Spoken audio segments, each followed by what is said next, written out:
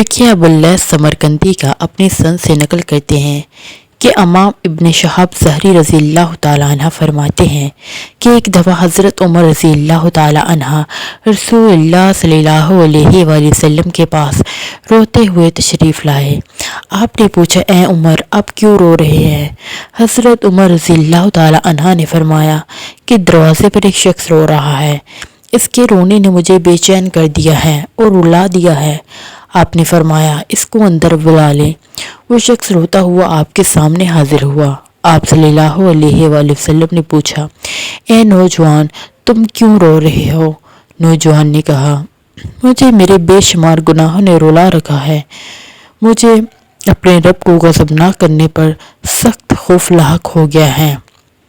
آپ صلی اللہ علیہ وآلہ وسلم نے فرمایا، تم نے کوئی شرک کیا ہے؟ نوجوان نے کہا، نہیں۔ آپ صلی اللہ علیہ وآلہ وسلم نے فرمایا کہ تم نے کوئی ناحق قتل کیا ہے؟ نوجوان نے کہا، نہیں۔ آپ صلی اللہ علیہ وآلہ وسلم نے فرمایا، پھر اللہ تمہیں توبہ کرنے پر معاف کر دے گا، اگرچہ تمہارا گناہ ساتوں آسمانوں، زمینوں اور زمین پر قائم پہاڑوں سے بڑا ہو۔ آپ نے فرمایا، بتاؤ تمہارا گناہ بڑا ہے یا اللہ کی کرسی؟ نوجوان نے کہا کہ میرا گناہ بڑا ہے۔ آپ صلی اللہ علیہ وآلہ وسلم نے فرمایا، تمہارا گناہ بڑا ہے یہ عرش الہی؟ نوجوان نے کہا، میرا گناہ بڑا ہے۔ آپ صلی اللہ علیہ وآلہ وسلم نے فرمایا کہ تمہارا گناہ بڑا ہے یہ اللہ بڑا ہے؟ نوجوان نے کہا، یقیناً اللہ ہی بڑا ہے۔ آپ صلی اللہ علیہ وآلہ وسلم نے فرمایا، پھر کوئی مسئلہ نہیں، عظیم گناہ کو عظیم خدا ہی معاف کرے گا۔ تم اپنا وہ گناہ ذرا بتاؤ تو صحیح جس سے بڑا صرف اللہ کو ہی تم سمجھتے ہو۔ نوجوان نے کہا کہ اللہ کے رسول، مجھے آپ کے سامنے اس گناہ کے ذکر کرنے میں شرم آ رہی ہے۔ آپ صلی اللہ علیہ وآلہ وسلم نے فرمایا، تو بتاؤ تو صحیح۔ نوجوان نے کہا، میں گزشتہ 7 سال سے مردوں کا کفن چوری کرتا آ رہا ہوں۔ کچھ دنوں پہلے ایک انصاری لڑکی کا انتقال ہوا۔ میں نے حسب عادت اس کی قبر کھول کر اسے کفن سے علیحدہ کر کے قبر کے اندر زمین پر رکھا اور کفن لے کر گھر کی طرف روانہ ہوا۔ میں ابھی تھوڑی دور ہی گیا تھا کہ شیطان مجھ پر غالب آ گیا، چنانچہ میں واپس لڑکی کی قبر میں آیا اور اسے زنا کیا۔ اس کے بعد ابھی واپس ہو ہی رہا تھا کہ لڑکی زندہ کھڑی ہو گئی اور کہنے لگی، اے نوجوان، تیرا ناس ہو، کیا تجھے اس خدا سے ذرا بھی حیا نہیں آئی جو قیامت کے دن ہر کیے کا بدلہ دے گا، فیصلے کے لیے کرسی پر جلوہ افروز ہوگا اور مظلوم کو ظالم سے اس کا حق دلائے گا؟ تو نے تمام مردوں کے درمیان مجھے برہنہ چھوڑ دیا اور اللہ کے پاس مجھے ناپاکی کی حالت میں رکھ دیا۔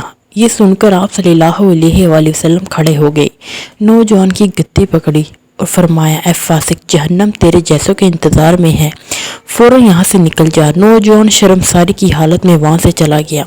40 دن تک توبہ کرتا رہا۔ یہ 40واں دن آسمان کی طرف نگاہ اٹھا کر یوں دعا کی، اے محمد صلی اللہ علیہ وآلہ وسلم کے رب، اے آدم علیہ السلام کے معبود، اے حوا علیہ السلام کی خدا، اگر تو نے مجھے معاف نہ کیا تو محمد اور ان کے صحابہ کو مطلع فرما دے کہ اگر تو نے میری توبہ قبول نہ کی، مجھے معاف نہیں کیا، تو آسمان سے کوئی آگ بھیج کر مجھے اس سے جلا دے اور آخرت کے عذاب سے جلا لے۔ حضرت جبریل علیہ السلام آپ صلی اللہ علیہ وآلہ وسلم کے پاس آئے اور سلام کیا اور اللہ کی طرف سے بھی سلام پہنچایا۔ آپ نے ان الفاظ میں جواب دیا، هو السلام ومنہ السلام وإلیہ یرجع السلام۔ اس کے بعد جبریل نے فرمایا، اللہ آپ سے پوچھتا ہے، کیا مخلوق کو آپ نے پیدا کیا ہے؟ آپ نے فرمایا، قطعاً نہیں، بلکہ مجھ سمیت تمام مخلوقات کو صرف اللہ ہی نے پیدا کیا ہے۔ جبریل نے فرمایا، اللہ آپ سے پوچھتا ہے کہ ساری مخلوق کو رزق آپ دیتے ہیں؟ آپ صلی اللہ علیہ وآلہ وسلم نے فرمایا، نہیں، میرا اللہ ہی جو مجھے بھی رزق دیتا ہے اور ساری مخلوق کو بھی۔ جبریل علیہ السلام نے فرمایا، اللہ آپ سے پوچھتا ہے کہ لوگوں کی توبہ آپ قبول کرتے ہیں؟ آپ صلی اللہ علیہ وآلہ وسلم نے فرمایا، نہیں، بلکہ میری اور ساری مخلوق کی توبہ اللہ ہی قبول کرتا ہے۔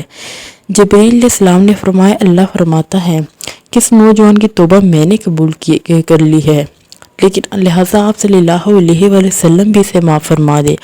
آپ نے اسی وقت نوجوان کو بلایا اور اللہ کی طرف سے بشارت دی۔